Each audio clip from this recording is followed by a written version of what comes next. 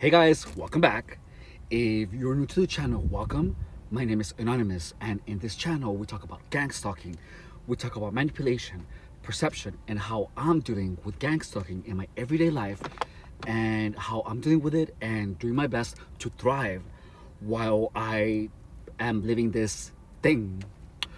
So, I haven't posted in a couple of days because I was investigating. So, even though I know that they see me as like the target, um, they will say things that they didn't really want to say, especially if you push their buttons. And well, I was hanging out with this guy. We were like supposed to fuck, and well, we did. And well, we met, and I was just telling him, oh, I had this dream where I was being followed by people, and I was telling him exactly what was happening in gang stalking, but I never admitted it to be real. I always said, oh, I'm just having these insignificant, interesting dreams, that. But then, but I just kept, I kept saying stories about where I beat it. For example, when about the hallucinations, that they're nothing, that, well, I don't want to tell you everything that I told him, because I want to get to the meat of this video. So he accidentally told me gang stalking is making your mind turn against you. So then when he said that, I said, oh, okay, that's pretty insightful. What do you mean? And then he was like, oh, I don't know. Like he knew he slipped up, so he just fucking told me that. So I was like, okay. So I recorded the conversation, but I haven't listened to it, because right now, as of now, I have no projects to use it for. But this is the thing. This helped me solve everything. So in gang stalking, it's literally like, the one thing that I was wondering is like, why are the voices in my head so antagonistic? Boom. I was like, well, that makes sense without turning your mind against you, and then the voices are actually in your mind. So they're literally turning the voices in your mind against you, and this is how they're doing it. So there's a point where you start confusing the whispers with the voices in your head. So when that happens, the voices in your head start taking the personality of what you're hearing. Also, today was the first day where do you guys remember that I told you that I was gonna get earphones that didn't cover your ears, because I caught people insulting me when I was wearing my earphones, and then I would hear the insults as voices in my head. So now that I figured that out, I was like, okay, so I need to stop that, and then I'm gonna see if the voices keep coming. And so then I wore the earphones today, and a lot of that stopped. It slowed down. So I'm not gonna know for sure until in a couple of days. But I haven't had any sudden surge of voices insulting me. So I think that that's where the voices were coming from the gym. I actually had a suspicion about that. And now, so one thing do you guys remember about the sensations, about the swaying of my car, and they were saying my car harder when I will say something that is supposed to make the gang stalkers mad, right? So that's how they turn your mind against you. So they push the car when you say things that gang stalkers are supposed to like be mad about, and that's when they shook my car hard, or like when I was about to pass out. And so then your mind remembers this, and so then when you're falling asleep, then like a gang stalker would do, I would just get like a sudden like jerk of my body that would wake me up. So gang stalking is literally training your mind to do all these things to you. That's exactly what it is. And because I know that now, I have been able to get more control. So do you guys remember that we were talking about about how the imagination takes place in getting gang stalked. So, for example, when someone does a stomp, like right behind you, and then when someone else repeats it, your mind kind of comes back to that point. Uh, but it's like an imaginative process where your imagination makes it.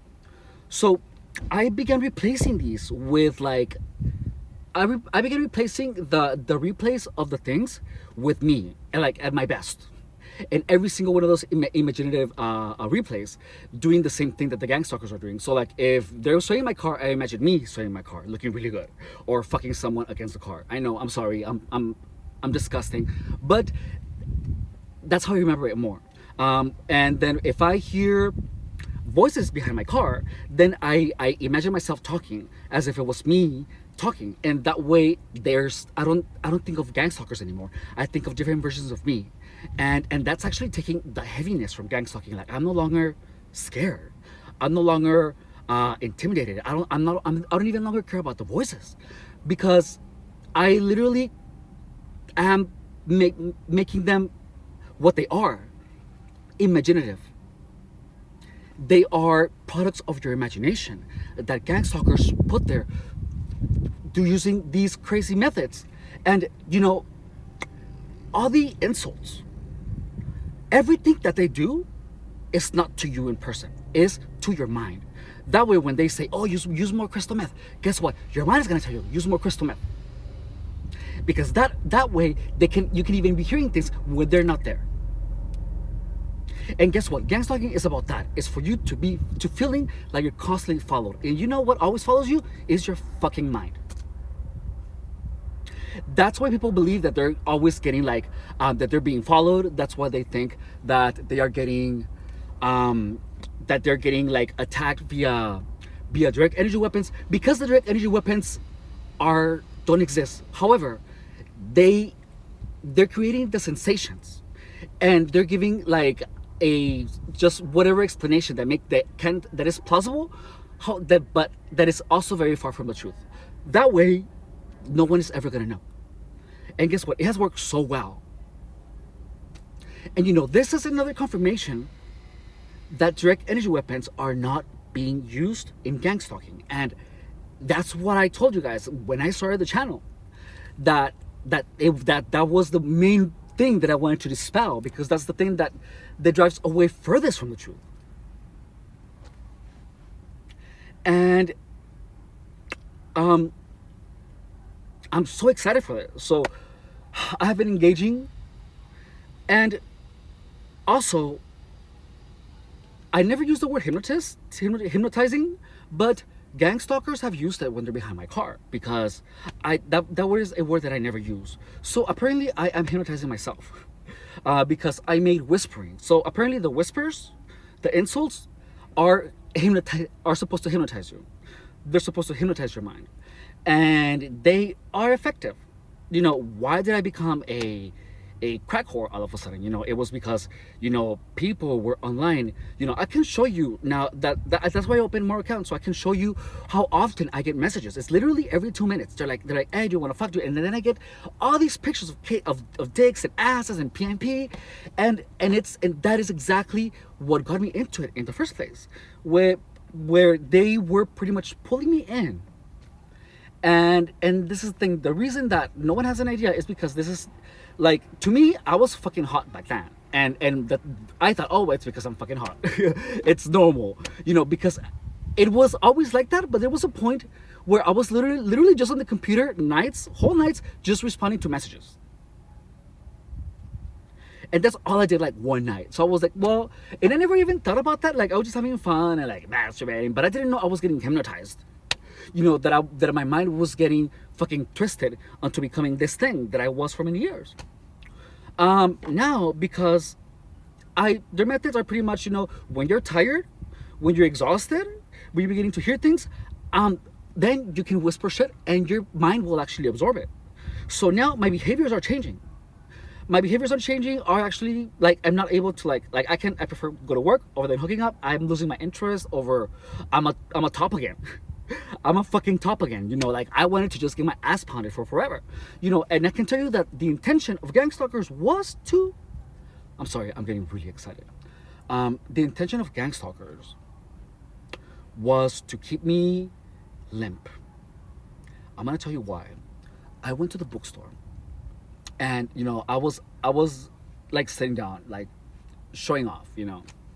And then like there was like a couple of guys watching, and then I went to the booth with one, and you know he crumbled a condom, and I heard the sound, so I just knew. So everywhere I'm like I'm into unprotected sex, right? So apparently that is supposed to turn me off. But guess what? All of a sudden I was like, why? I was like, it's a condom. Why am I gonna dislike it? So I actually was like, okay, sure. I did not lose my erection, and I grabbed the condom and I began putting it on. And then I was like, are you ready? And then the guy literally began doing this to me, and he was squeezing me hard. It was painful because he wanted my erection to go down. And so things like that, many times like this has happened. So my initial time, the gang stalker that actually slipped,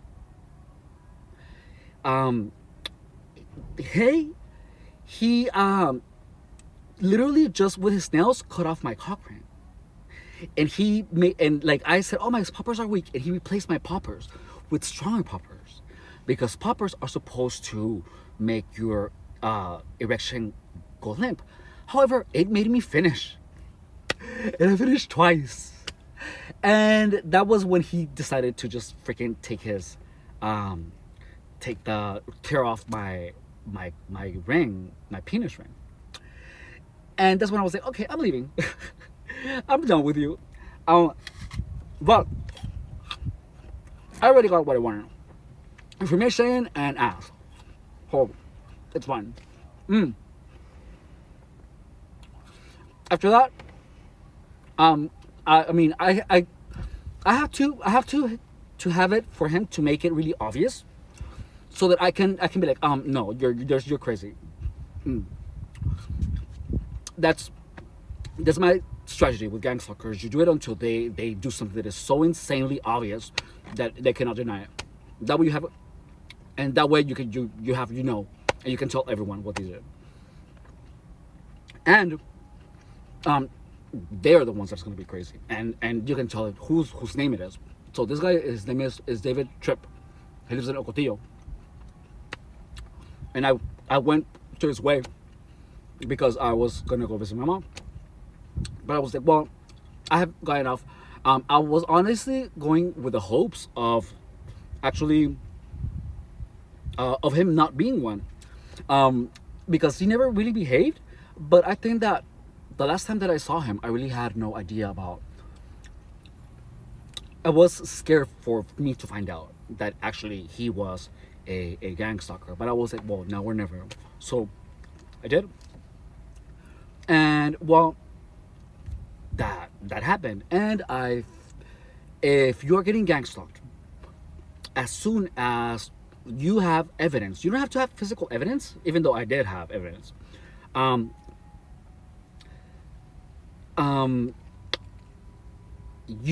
The best thing that you can do is do not speak to me anymore, like ever, in any way, shape, or form, ever. Just fucking ever talk to me. And that's what I've had to do, and that is a short way of getting rid of the people that have more access to you. Also, one thing is that I have been hit up on Grindr and they leave me hanging, so I block everyone that leaves me hanging. That way, I'm just gonna get rid of my grid. Is gonna have people who haven't, and I'm just gonna be cutting them off. You know, I don't care who it is, but that way they have less access to me. Now I can get on Grindr, and that doesn't happen. Like my Grindr is fine. Like I can relax and chill and just talk to guys, but on freaking on sniffies, not. Now, well, going back to the actual crux of this video, is that the entire thing is literally literally a they make you antagonize everything. So this thing, the hand signal. So remember that I told you guys about the initiation at the gym. So that is, for some reason, that like makes you feel terror, right? Like it makes you, because you don't know what it is, you don't know what's happening, and everyone is involved. So that is the terror factor. But in the end, when you think of it, it's just this. It's literally just like that. But the fact that everyone has like an evil grin, which I'm also going to talk about all the faces that they do, because it's really important to really know how not to not give them meaning. Anyways, so give me 1 second. I need to drink a little water. So, so the hand signals, they're literally hand signals, like that. That it's literally a swaying of your hand, like we talked about in the video, which I'm gonna put in the links, and underneath this video, which is about everything about the hand signal. So, in the end, the hand signal hasn't changed. However, your perception of it has, because whenever you see this, your memory comes back to the experience that happened with gangstalking. So now, because I know it is, so I paid attention to everything that's happening in my head. So I'm like, okay, so how do I reframe this? So instead, I just like imagine the same people just going like this, but like with a smile on their face, instead of like the evil grin, like gangstalkers or me, whichever one happens, and guess what? I saw them, but I didn't get mad. It didn't have any negative effect on my mind. It didn't. I didn't antagonize it. So what is making you have those negative emotions towards the 10 signals that typically are supposed to mean nothing? It is the experience that you have had with gangstalkers. So gangstalking is the slow process of making you antagonize everything. So then you start antagonizing water bottles, but in the end, so I just imagine, like, I don't know, them, whoever it is, just juggling the water bottles whenever I see one, and today was the first time since gang started happening where someone said hi to me, and I didn't even look at them, but my mind went through my mind imagined them smiling for the fucking first time, and since this started.